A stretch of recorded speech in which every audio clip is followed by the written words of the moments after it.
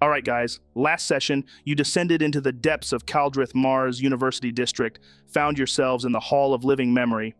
Tronald had his entire worldview shattered when he discovered his groundbreaking vitamancy work was basically Omnitheon kindergarten homework. You found evidence of the Omnitheon using Eterians as magical steroids, pumping impossible amounts of power through spells that should have killed them. Then it got real dark when you discovered deliberately destroyed texts. Someone gouging out words with bloody fingernails, ending with desperate pleas to Father, apparently what they called the architect. Oh, and shadow figures are trying to warn you about something. And as we ended, footsteps were approaching from deeper in the library. Footsteps of something that you can only assume really didn't want you reading those books. So, what do you want to do? Right, fuck this. Joe, I want to draw Nepthekar and face whatever's coming. I'm done with the creepy library bullshit. This place makes my balls itch. What? Your balls itch? That's your takeaway from Cosmic Horror Library? Yeah, you know, like when something's just wrong and your body knows it. Makes your balls all tingly and shit. Know what I mean? Can't say I do. That's not a thing, Raarh. It fucking is. Ask any warrior. Danger makes your balls itch. It's evolutionary. I don't think that's how evolution works. How would you know? You ever been in a proper fight? Your balls ever warned you about danger? No, my balls have never warned me about anything. What the fuck kind of balls do you have? Superior ones, apparently. Can we please stop talking about Raarh's prophetic testicles and focus on the approaching footsteps? They're not pathetic. They're just sensitive to evil. Like a diving rod, but for bad shit. He said prophetic, not pathetic, and you meant a divining rod. That's what I fucking said! Okay. While you're all debating the mystical properties of Raarh's balls, the footsteps are getting closer. Joe, can I make an Arcana check to sense if there's any magical signature? Maybe it's just another academic phantom or something? Hold up. How exactly are you using Arcana here? What are you actually doing? I guess I'm trying to sense the magical signature. Yeah, you've already said that, but how? Arcana isn't detect magic. Are you recognizing something about the sound? Comparing it to magical phenomena you've studied? Give me something concrete here. Right, okay. So I'm thinking, we've encountered different types of magical manifestations in this city. I want to listen to these footsteps and see if the sound itself, the rhythm, the weight, any ambient magical discharge matches any of those patterns we've already encountered. Now that I can work with. You're using your knowledge of magical signatures you've already experienced to categorize what's approaching. Roll Arcana. That's an 18, Joe. So here's the weird thing. You're sensing magic, but it's clean, like artificially clean. What do you mean by clean? It's hard to describe. You know how most magic has texture? Divine magic feels warm or cold. Arcane has that tingly sensation. Necromancy feels oily. This is just there, like someone sanitized it. Sanitized magic? That doesn't make sense. Joe, is it missing something? Like, what makes it feel artificial? Yeah, it's like, okay. Imagine if someone described the concept of magic to an engineer who'd never experienced it, and they tried to build it from scratch using pure mathematics. No soul, no divine spark, no emotional resonance.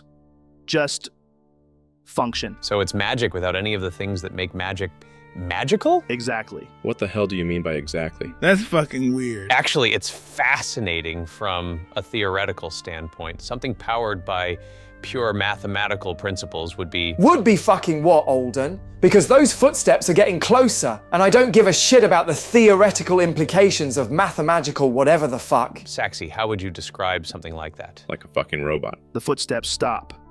There's a pause. Then a voice calls out. And it's the last thing any of you expected. It's cheerful, genuinely, authentically cheerful. I say, terribly sorry about the delay. Did someone call for assistance? I heard the most dreadful screaming earlier, and I've been searching simply everywhere. The acoustic patterns suggested distress from, roughly everywhere at once, which made triangulation rather difficult. What the fuck are you? A figure emerges from between the towering bookshelves, and your weapons lower slightly in sheer confusion. Floating about 3 feet off the ground is what can only be described as an automaton butler. Picture a spherical central chassis in polished bronze about the size of a beach ball with 3 mechanical arms extending from recessed ports. Each arm ends in different tools, One's clearly for dusting with delicate fiber brushes. Another has articulated fingers for handling books and materials. The third appears to be some sort of serving tray that can extend and retract. Two large optical sensors dominate what you'd call its face, somehow managing to convey friendly enthusiasm despite being essentially glass lenses. The whole thing is just immaculate. Not a speck of dust, not a scratch, not a sign of age. It bobs slightly as it floats, like it's doing a little curtsy. Oh my! Visitors! How absolutely delightful! I don't suppose you've seen Master Thalmian about. He was just in his study reviewing the morning's theorems, but with all that terrible commotion, I do hope he hasn't overexerted himself again. He does get so caught up in his work. Echoing Raarh, I've also got to say, what the fuck? What the fuck indeed? The optical sensors somehow manage to narrow disapprovingly. Language, please. This is a place of learning. Young Master Keltis got detention for a week the last time he used such vocabulary in the hall. Did that fucking thing just scold you for swearing? I most certainly did. Standards must be maintained even in trying times. Why, what would Master Thalmian say if he heard such linguistic crudity in his laboratory? He'd be mortified, absolutely mortified. Joe, I want to scan this thing with every detection ability I have. This can't be real. Go ahead and make an investigation check with advantage. This is literally your area of expertise. Nice, that's a 24. Okay, so you're scanning with your armor's sensors, and what you're finding is, hold on, let me figure out how to explain this. So, Saxi, in this world, everything advanced you've ever encountered has magic somewhere in its DNA, right? Your armor uses the true source, which is heavily crystallized magic. Residuum, the lifeblood from magical beings. Even basic tech has magical components for power or control. The most advanced, purely non-magical technology you've seen is like guns, crossbows, mechanical stuff that's clever, but ultimately simple. Right, yeah. Everything complex needs that magical spark to function. This doesn't. At all. Zero magical signature. What you're looking at is pure mechanical engineering taken to an impossible extreme. We're talking clockwork so intricate it borders on the quantum level. Gears within gears within gears, all powered by what looks like a perpetual motion core that operates on principles you can barely comprehend. The mathematics involved, Saxi, this thing makes guns look like rocks tied to sticks.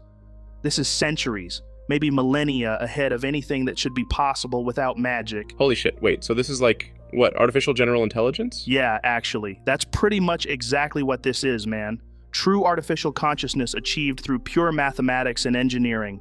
No souls, no binding, no divine sparks. Just computation advanced enough to think. That's impossible. How's it even functioning after all this time?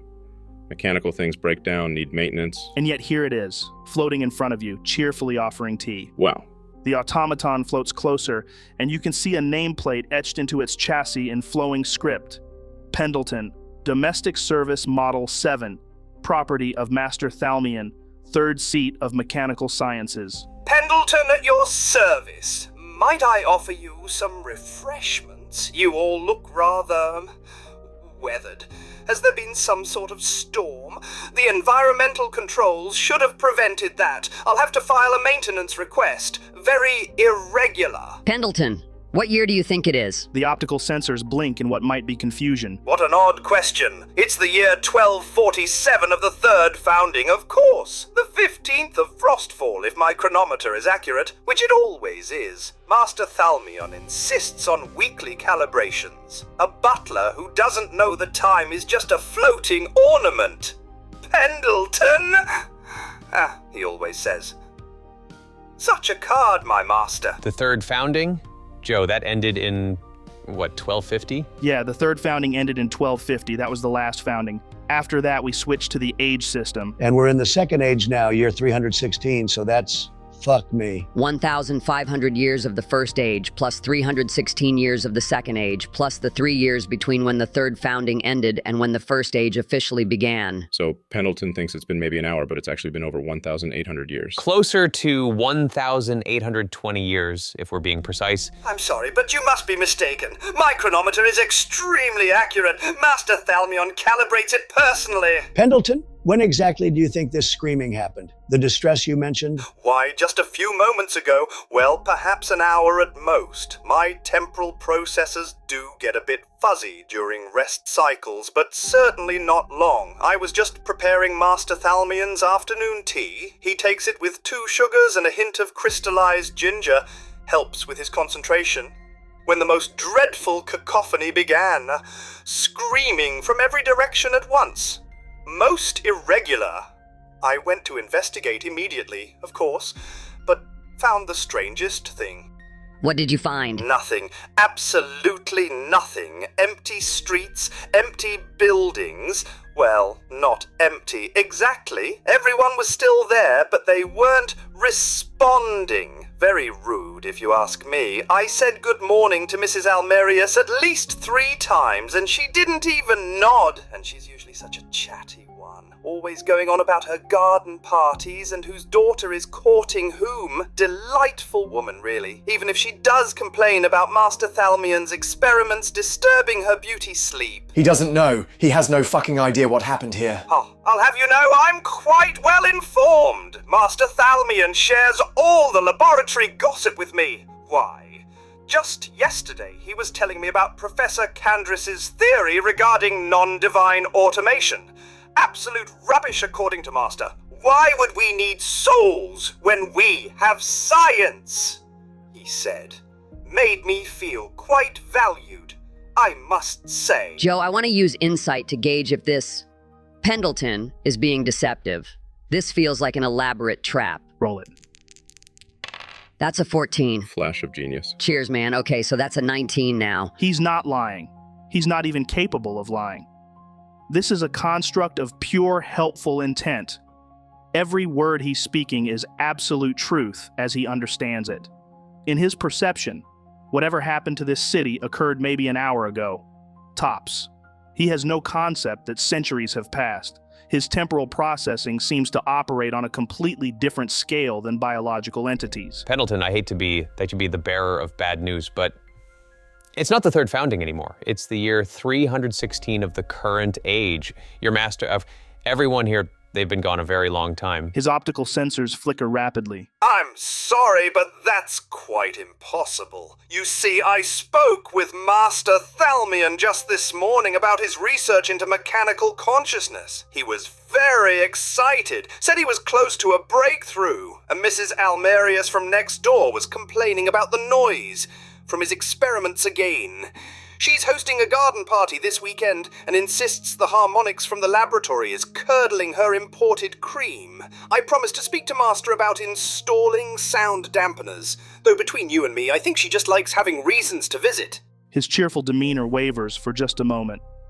The floating sphere rotates slowly, optical sensors scanning the library with increasing concern. Although, now that you mention it, the dust accumulation does seem rather excessive for an hour's absence. And where is everyone? This time of day, the library should be bustling with students. Young Master Kelthis has his theorem defense at 3. He was so nervous about it. I made him chamomile tea with honey. Always calms the nerves before a big presentation. Pendleton, listen to me. I know this is hard to process, but your internal chronometer isn't malfunctioning. For constructs like you, time passes differently. What felt like an hour to you has been centuries for the rest of the world. But that would mean Master Thalmian's tea has gone quite cold. Oh dear, he does hate cold tea. Says it's an affront to civilization. I should prepare a fresh pot immediately. No, that's not. He's in denial. Complete fucking denial. Can we eat denial? It sounds crunchy. Not now. Denial? Nonsense. I'm simply prioritizing tasks. First, fresh tea. Second, locate Master Thalmian. Third, file a complaint about these malfunctioning environmental controls. Fourth, prepare for young Master Kelthis' celebration dinner. He's bound to pass his defense. Such a bright boy. Fifth... Pendleton, stop, please. We need to show you something. Maybe that'll help this sink in. Show me something? Oh, are you here for a tour? How delightful! I give the most comprehensive tours, or so I'm told. Master Thalmion says I include too many personal anecdotes, but I say context enriches the experience. Did you know this library contains over 3 million volumes? No, Pendleton, that's got nothing The to... shelving system alone took 50 years to perfect. We use a combination of dimensional folding and categorical restructuring. Pendleton, the people you saw who weren't responding. We need to show you what happened to them. Happened? Nothing happened. They're just resting. Yes, an extended rest cycle. Very popular among the academic set. Helps with cognitive processing, though I must say, doing it in public is rather gauche. What if visitors arrived? What would they think of our hospitality? This is painful to watch. Look, tin can, we need to get moving. Something's waking up in that spire, and I'd rather not be here when it fully comes to. Plus, that shadow thing Tronald saw in his vision, the one that preserved everyone, that could show up any second. You can either come with us and see the truth, or you can float here preparing tea for ghosts. Ghosts? Oh my, no. Master Thalmion doesn't believe in ghosts. Superstitious nonsense, he calls them. If something exists, it can be measured, quantified, and improved upon. Though I must admit, some of the late-night laboratory noises do sound rather spectral. But that's probably just the perpetual motion engines in the basement. They do make the most unusual harmonics. Wait, what shadow thing? When I looked into that skeleton's memories, there was that thing, remember? No face, just shape. Oh yeah, true. What the hell is your memory, man? Honestly, I don't know. Anyway, Pendleton, would you guide us through the city? We need to reach the residential district, and you obviously know the layout better than we do. The residential district? Oh, whatever for? If you're looking for lodgings, the guest quarters here in the university are quite comfortable. Fresh linens every day, when the service staff are being responsive, which they're notably not at the moment. Most unusual. I'll have to speak to head of household about this lapse in protocol, although I suppose I should check on the other residents. Make sure everyone weathered this situation properly. Yes, quite right. Follow me. Gentle, persons? Forgive me, but what species are you exactly? I don't recall seeing your like in the citizenship registry. Are you visiting scholars? Exchange students? We're from the fucking surface, mate. Language and the surface? What do you mean, surface? This is the surface. Well, I suppose we're inside the building currently, so technically we're under a roof. But are you from beyond the thermal barriers? The outer continents? Another galaxy, perhaps? Master Thalmion will be so excited to meet you. He's always theorizing about what lies beyond our borders. Most of the council believes nothing could survive out there. Too much radiation, they say. Insufficient pressure, they say. But Master Thalmion has this theory.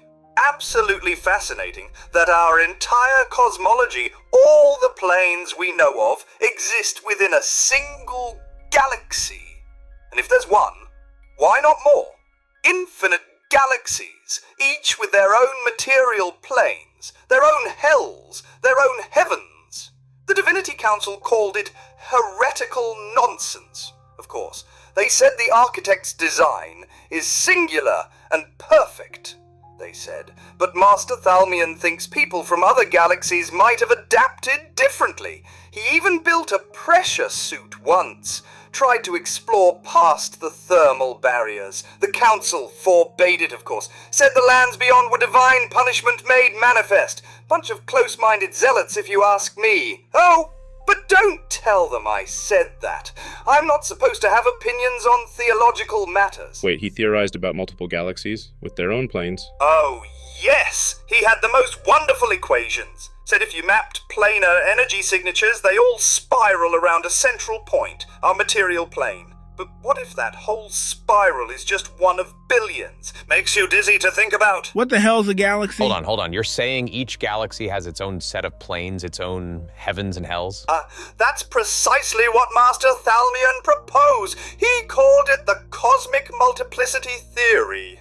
You see, he noticed that all planar travel, all summoning, all divine connections, they follow specific mathematical constraints. Like, How did he explain it? Imagine the planes as layers of an onion, yes? But what if our entire onion is just one in an infinite grocery store of onions? That would mean there are infinite material planes, infinite versions of everything. Exactly. Master Thalmian was particularly excited about the implications for divine magic. If there are infinite galaxies, are there infinite versions of the same gods, or does each galaxy have completely different pantheons? He drove the Divinity Council absolutely mad with these questions. Infinite hells, infinite heavens, that's terrifying. Or liberating means nothing we do matters because somewhere else another version is doing the opposite. Infinite hosts.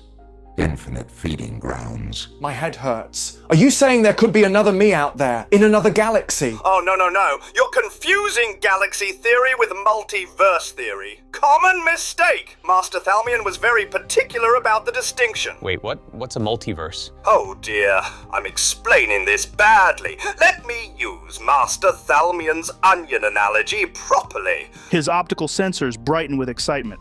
So, a galaxy is like one onion, our material plane at the center, surrounded by all the other planes in layers. The Nine Hells, Mount Celestia, the Feywild, the Shadowfell, all of them orbit around our material plane. That's one complete onion. Okay, I'm following so far. I'm not. You lost me at onion. Now I can't stop thinking about ogres and cakes. Now, Master Thalmian theorized there are billions of these onions. Galaxies, all existing in the same big old shop, if you will. That grocery store is the universe. All these galaxies exist in the same space, following the same fundamental rules. You could, I suppose, theoretically travel between them if you went far enough. So the other galaxies would have different gods, different planes, but the same basic physics? Precisely.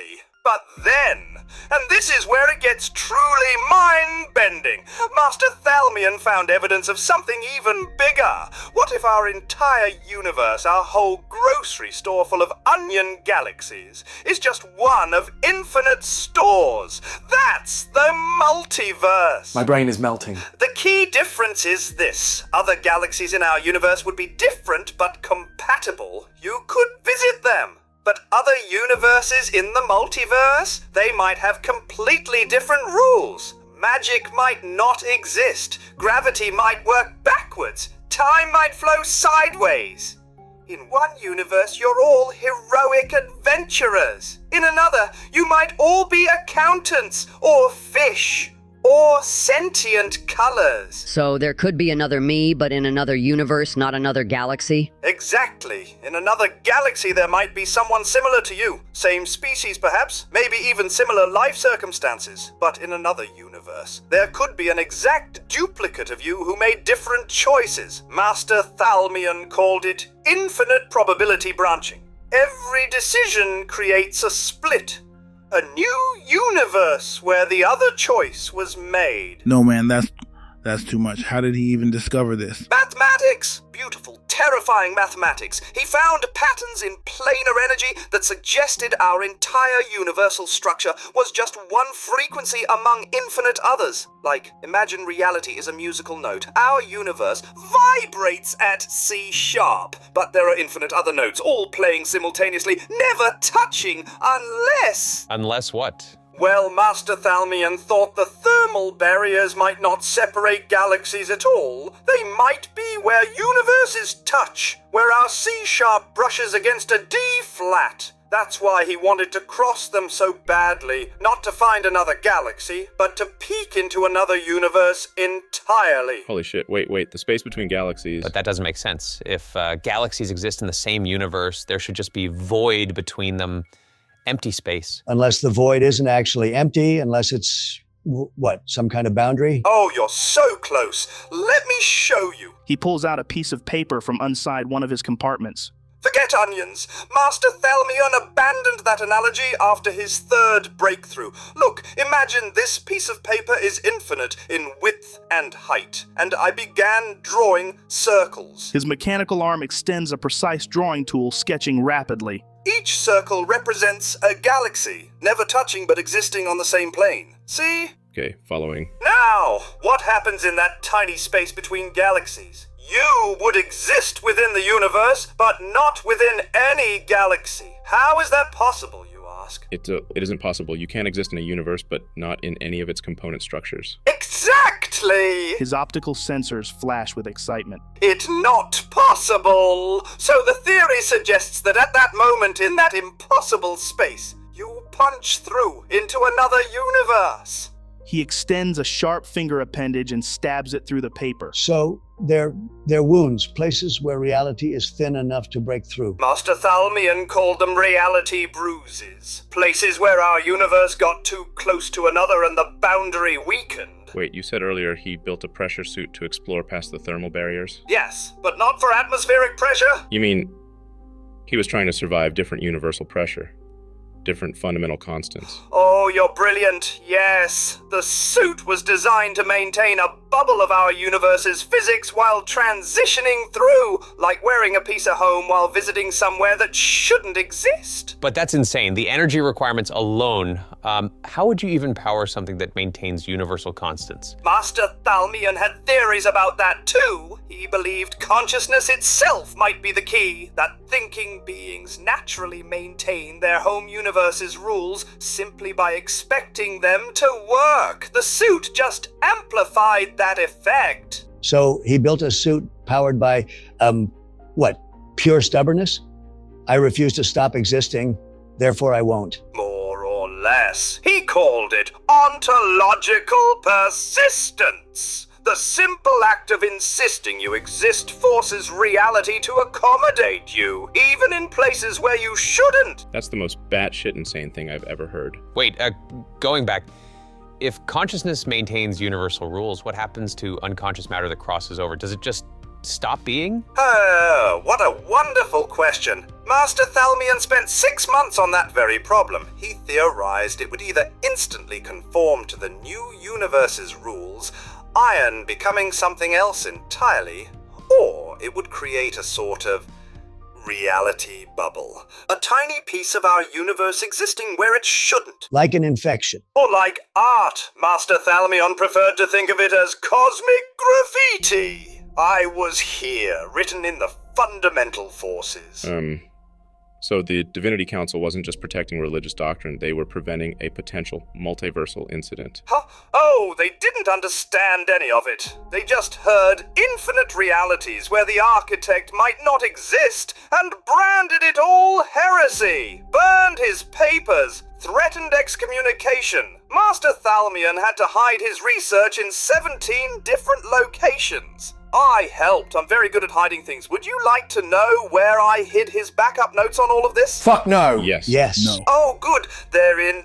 Oh, dear. Where did I know I put them somewhere clever. And was it the kitchen? No. That was the papers on temporal dynamics. The observatory?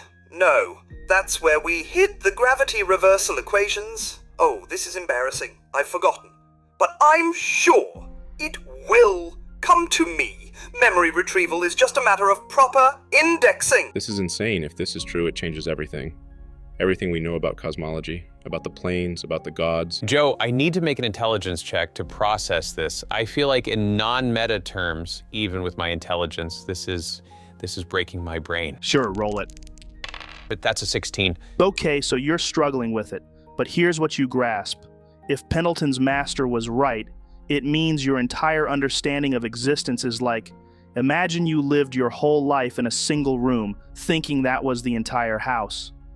Then someone tells you there's not just more rooms, but infinite houses, each with their own layouts, their own rules, their own residents. Neat. So my anxiety is through the roof now. And we've been fighting over control of Eterians in our one tiny galaxy, while there might be infinite Eterians in infinite galaxies. Oh, I wouldn't know about Eterians. Master Thalmian didn't like discussing those. Said they were shortcuts for people afraid of real science. But yes, theoretically, if they exist here, they might exist elsewhere. Or perhaps each galaxy has its own equivalent. Isn't theoretical cosmology exciting? Exciting isn't the word I'd use.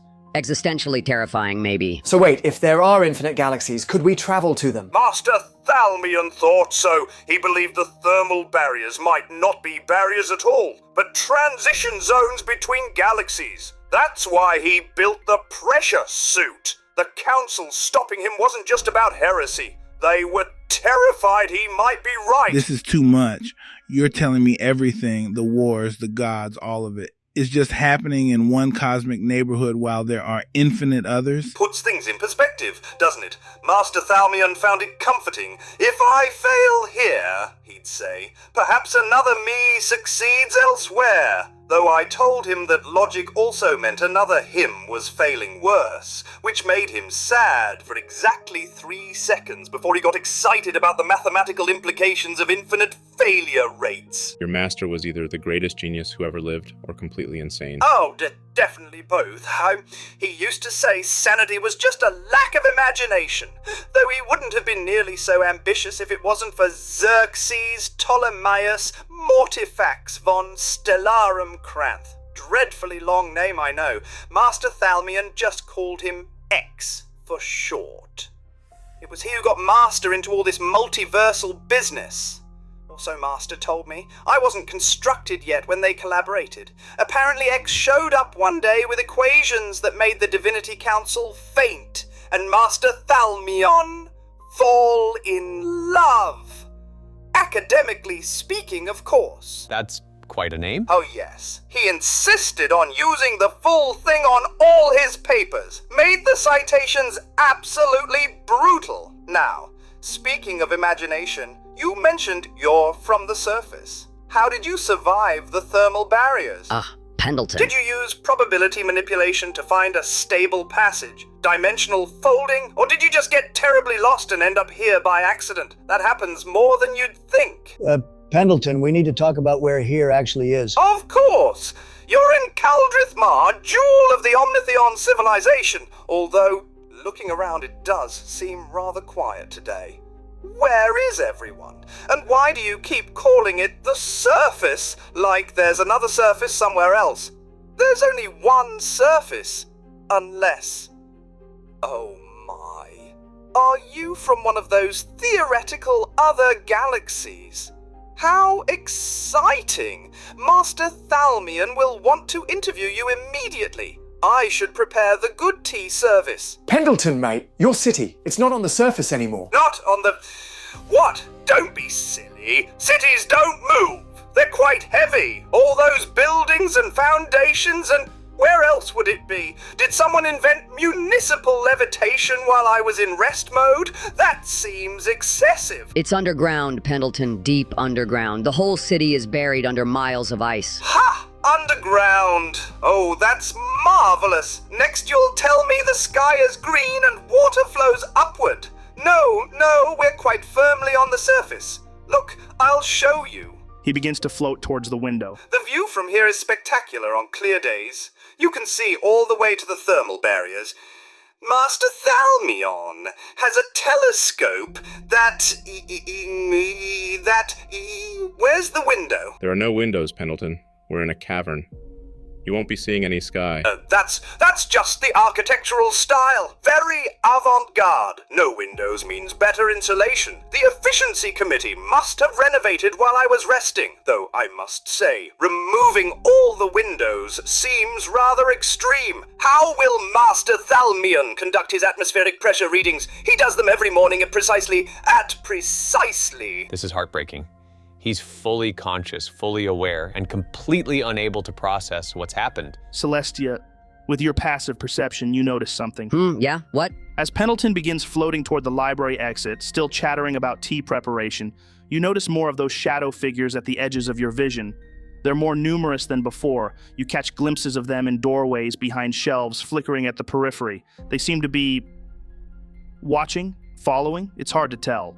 Their movements are subtle, almost like they're trying not to be noticed while definitely wanting to be seen. Yeah, they're everywhere, giving me the creeps. Don't you have one inside you? That's not the same thing, Alden. They don't seem hostile though, just there. Shadows? What shadows? Oh, you must mean the Preservation Protocols Projection System. Helps visitors navigate the city. Very clever design. Uses controlled light manipulation to create directional indicators. Though I can't imagine why they'd be active. That's typically reserved for emergencies, evacuations and such. We had a drill once about, when was it? 6 months ago. A year. Time does fly when you're maintaining a household. Master Thalmian complained the whole time, said if there was a real emergency, he'd rather die at his workbench than huddle in some designated safety zone. Everything here is an emergency, Pendleton. Nonsense. A spot of trouble? Certainly. But nothing that can't be sorted with proper organization and a fresh pot of tea. Why? I remember when Professor Aldrich accidentally opened a micro-portal to the elemental plane of ooze in the East Wing. Now that was an emergency. Took weeks to clean up. The smell alone. But we managed. We always manage. Pendleton starts floating toward the library exit, still muttering about optimal emergency response protocols. Well, I guess we're following him. He knows the city layout better than we do. Plus, staying in a library full of reality questioning texts doesn't seem smart. You afraid to lose your mind or something? Oh, absolutely. Aren't you? Yeah, let's move. As you follow Pendleton out of the library, you notice something. That rumbling from the central spire, it's gotten stronger, more rhythmic, like breathing, or like something very large trying to remember how its body works. That doesn't sound good. Something waking up. We should hide. Hide deep. Hide forever. Since when are you scared of anything? Since now. That thing smells like endings. Oh, guys. How far to the residential district, Pendleton? Oh, not far at all. Just through the Philosophical Gardens, past the Monument of First Contact, around the Dedication Pools, through the Merchant Quarter, across the Resonance Bridges, and we're there. Usually takes about 20 minutes at a leisurely pace. Lovely walk, really. The bioluminescent fungi in the gardens are quite spectacular this time of, well, whatever time it actually is. I suppose my chronometer really might be malfunctioning. How embarrassing. What kind of butler doesn't know the proper time? Master Thalmian would be so disappointed. Joe, as we walk, I want to keep an eye on those shadows. Are they following us or just pointing? Perception check. Fuck, that's an 11. They seem to be staying at the edges of your vision, always pointing away from where Pendleton's leading you. But honestly, with an 11, you're more distracted by Pendleton's constant, cheerful narration. You're such a happy chappy, Pendleton. Thank you, sir. As you continue through the University District, the boulevard opens into a wider plaza. The buildings here are even more ambitious in their defiance of physics. One structure appears to be a cube from one angle, but a sphere from another, while its neighbor seems to exist in a permanent state of folding in on itself. Frost glitters on impossible surfaces, and those bioluminescent veins in the walls pulse with increasing frequency. You pass what must have been lecture halls, their doors still open, frozen audiences visible inside, all facing empty podiums. Oh, and over there is where Professor Mordantius had his infamous infinite fish incident. Tried to create self-replicating seafood for the outer districts. A noble goal, really, but the execution, well, let's just say the custodial department was finding salmon in the ventilation system for months. I personally had to extract a particularly aggressive cod from Master Thalmian's tea cupboard. It had developed opinions about proper brewing temperatures, most unsettling. Wait, the fish developed opinions? Oh, yes. Sentience is surprisingly easy to achieve accidentally in an environment with this much ambient magical energy. Why, we have a semi-conscious mop in Storage Closet C that insists on reorganizing the cleaning supplies by aesthetic appeal rather than function. Drives the janitorial staff mad!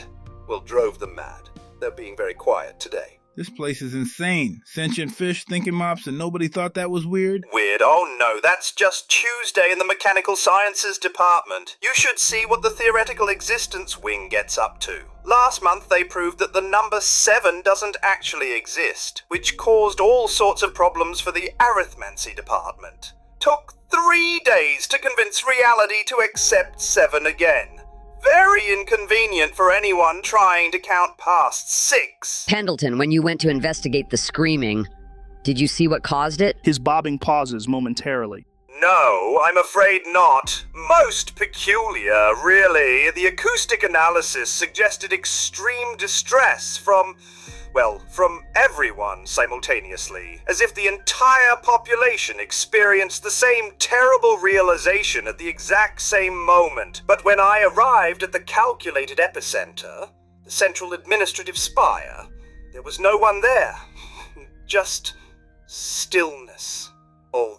Although what? Well, it's silly really, but I could have sworn something was watching me from inside the spire. The optical sensation of being observed, you understand? Probably just my sensors needing calibration. I've been meaning to schedule maintenance, but you know how it is. Always something more pressing. Just last week I had to recalibrate the kitchen's automated spice rack after it developed a grudge against paprika. These things happen when you live in a city of magical innovation. Joe, I want to examine Pendleton more closely as we walk. Not his construction. I already get that. But how has he survived when everything else in the city is either dead or corrupted? What's protecting him? Make an investigation check with advantage. Guidance. Nice, that's a 21. +5 for a 26 total. Okay, so this is interesting. With a 26, you're picking up on something that's been nagging at you since you first saw him. How do I explain this? So you know how when a plague hits a city, it devastates the population, but the buildings remain standing? This is like that, but more specific. Way more specific. Wait, Joe, that thing I saw in my vision, the creature that caught that guy trying to escape, it didn't just kill him, it wrapped him in frost, said it didn't want him to be alone. Right, and now we've got Pendleton here, completely untouched, while everyone else is... Where exactly? We haven't seen a single body since the illusion dropped. That's been bothering me too. A city this size should have thousands of corpses, but there's nothing. Just animal bones. Exactly. And Saxy, with your 26, you're starting to piece together why. What you're realizing is that Pendleton didn't survive because he's protected or shielded or blessed. He survived because to whatever happened here, he basically didn't exist. Like, imagine if death itself swept through this city, but death only understands life as things with souls or things touched by divinity. Pendleton is neither. He's pure mechanics, pure math, pure function. So what, everyone else got taken, preserved like that poor bastard in the ice? So when this catastrophe, this preservation event washed over Caldrith Mar, it was looking for specific targets. Biological matter, frozen, divine magic, corrupted, souls, trapped. But Pendleton, he's like trying to drown a submarine. The disaster just passed through him because there was nothing for it to grab onto. No soul to preserve, no divine spark to corrupt, no life force to freeze. He's not protected from it. He's simply not compatible with it. Like trying to install software on a rock. The preservation magic took one look at him and just moved on.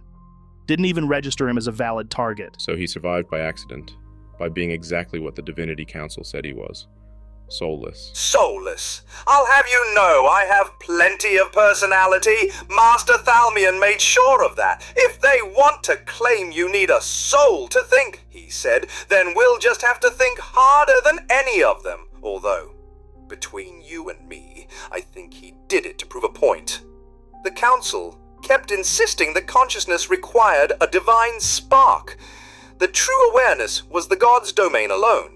Master Thalmian took that rather personally, spent 20 years proving them wrong just to see the look on High Diviner Thrace's face. Are there any more of you? Oh, certainly. 14 of us in total, each specialized for different functions. There's Pemberton in the medical wing. Marvelous bedside manner, though he does tend to diagnose everything as requiring more tea. Pensworth manages the theoretical mathematics department.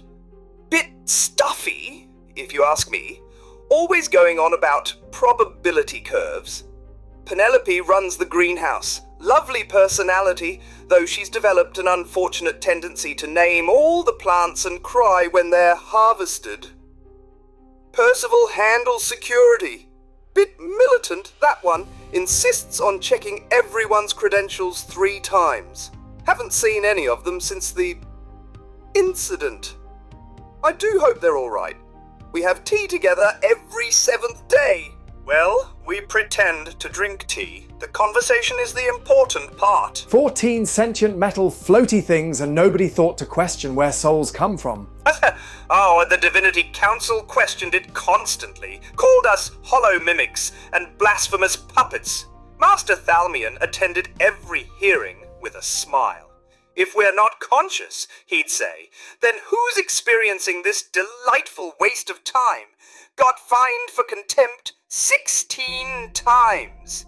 He framed every citation, said they were medals of honor in the war against willful ignorance. Did Master Thalmian create all of you? His hovering stutters slightly. Oh, no, just me. I'm his singular work. The others were collaborative efforts between multiple scientists.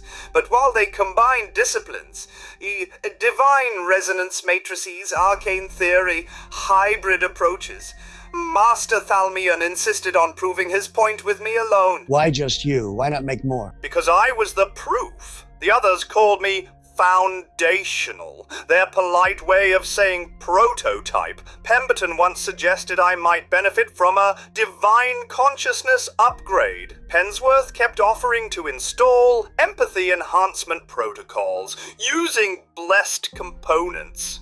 They meant well, but But they didn't get it. You were already complete. Master Thalmian would hold my chassis steady when they talked like that. Pendleton, he'd say, you are complete exactly as you are. Not because you're perfect, but because you're mine. Every calculation that makes you think, every subroutine that makes you care. I wrote them. Not the gods, not magic, me. And that makes you more real than any hybrid ever could be. He said I was his greatest proof that consciousness didn't need permission from the divine, that care and loyalty and love could be written in numbers, that a machine could choose to serve not because it was programmed to, but because it wanted to. You're not primitive, Pendleton, he'd say. You're pure. Damn, that hit me in the feels. Right? Like, fuck.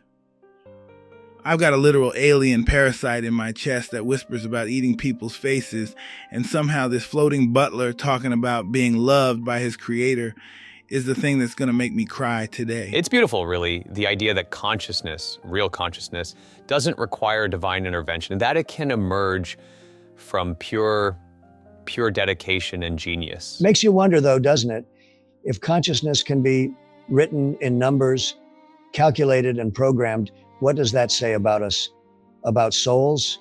I mean, I'm literally a magical copy of someone who died years ago.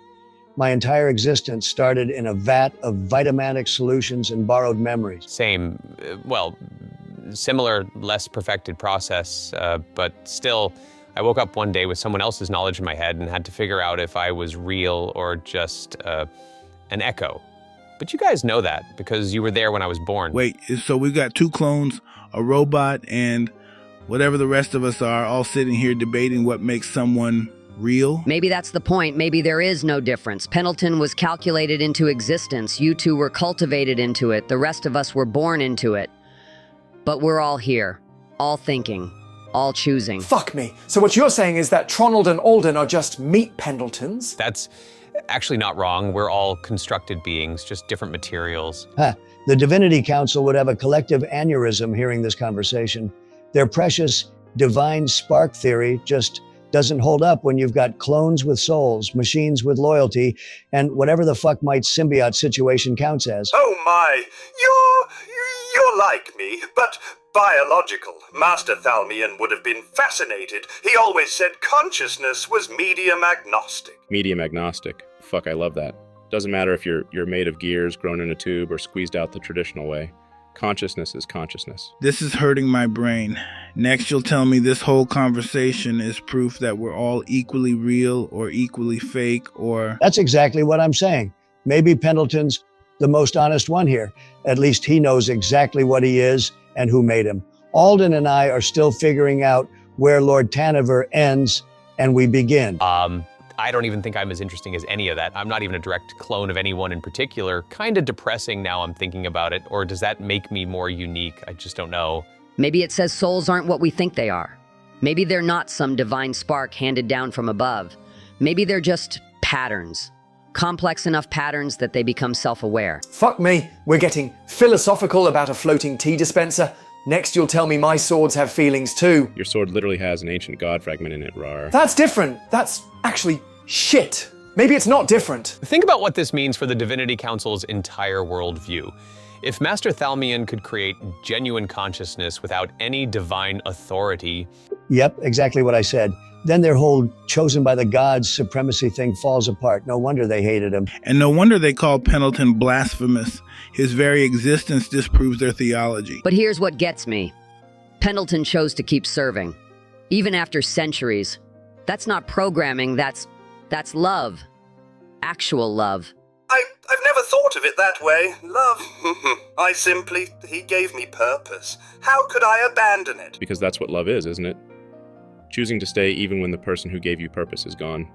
Continuing their work because it matters to you, not because you have to. Fucking hell! I came here to hit things and find magical artifacts, not have an existential crisis about the nature of consciousness. Says the man with two separate consciousnesses riding shotgun in his skull. Those are different. Those are... fuck it. You're right again. Everything's consciousness. The walls probably have feelings. That platinum cock we found earlier was probably sentient. Now there's a horrifying thought. What did you do with it anyway? I put it in my pocket. You put it in your... You put, 2-foot platinum cock in your... Why? Because it's a 2-foot piece of platinum. I don't care what it looks like. Do you know how expensive that will be? True. But seriously, Pendleton, your master didn't just create artificial life. He proved that the divine isn't necessary for consciousness. That's revolutionary. That's world-changing. He always said the real revolution wasn't in proving consciousness could be calculated, it was in proving it could be kind. Right, well, before we all start crying about robots and consciousness and shit, where exactly are we headed now? Still toward that massive fucking spire? Oh yes, the most efficient route takes us through the philosophical gardens. Quite lovely, even in, well, whatever state they're in now. Master Thalmian always said the gardens were where pretentious academics went to think themselves into circles. I suppose that's rather grim now considering. Philosophical gardens? That sounds either really peaceful or really fucking weird. Knowing this place, probably both. You're approaching what Pendleton called the philosophical gardens, and even in death, they're breathtaking. But it's a beauty that feels wrong, like looking at a sunset painted in colors that shouldn't exist. Bioluminescent fungi still glow in carefully cultivated patterns, creating constellations of soft blue and green light that pulse in sequences. Crystalline trees stretch overhead, their branches forming geometric patterns that follow non-Euclidean principles. They seem to have more angles than should be possible in three-dimensional space. The paths wind in ways that make your eyes water if you try to follow them too closely. And that's where we're going to wrap up this session. See you later, guys.